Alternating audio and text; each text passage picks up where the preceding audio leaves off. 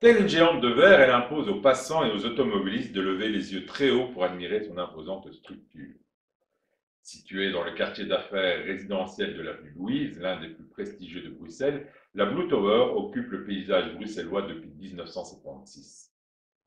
À sa création, ces verres bleus incarnent déjà les tours postmodernes qui seront érigées dans la capitale.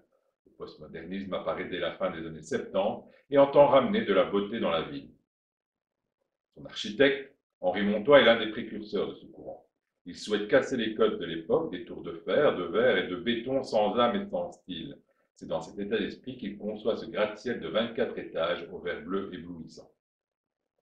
Depuis le haut de la tour, vous pouvez imaginer une vue imprenable sur Bruxelles.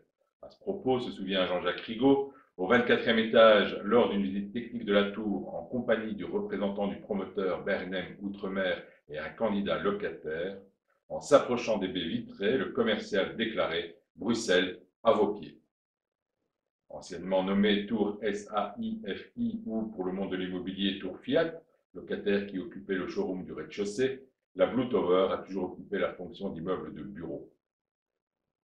Avec plus de 300 emplacements de parking, la tour offre un espace total proche des 28 000 m², largement éclairé par la lumière du jour et particulièrement flexible en matière de cloisonnement de bureaux.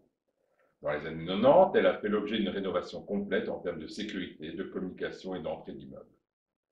Plus récemment, la rotonde d'accueil a été modernisée et a joué le rôle pour une scène de nuit de vedette américaine dans un film avec Gérard Depardieu et Christian Clavier. Jusqu'à son rachat par Befimo en 2013, le bâtiment appartenait à la banque Morgan Stanley. Actuellement, la tour est mise en location à toute une série d'entreprises renommées comme BDO, LVMH Finance Belgium, Lazare ou Mitsubishi Electric, et bien d'autres. Sur le front de l'immobilier résidentiel et d'entreprise, l'avenue Louise fait partie des quartiers les plus chers de la capitale, mais a quelque peu perdu de sa superbe au profit d'autres secteurs de bureaux. En 2019, Befimo annonce qu'il met en vente la Blue Tower. Selon les experts évaluateurs et les géomètres experts spécialistes du marché immobilier contactés par la presse, la vente pourrait se produire autour des 120 millions d'euros.